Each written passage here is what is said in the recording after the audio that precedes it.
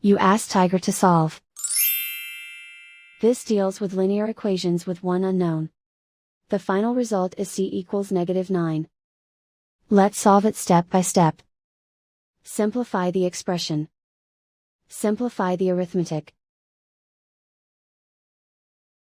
Group all constants on the right side of the equation. Add 63 to both sides.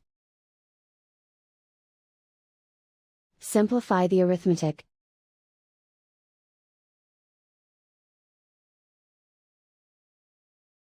Isolate the c. Divide both sides by -7. Cancel out the negatives. Simplify the fraction.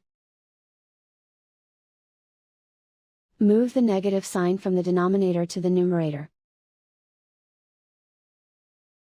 Find the greatest common factor of the numerator and denominator. Factor out and cancel the greatest common factor. And so the final result is c equals -9.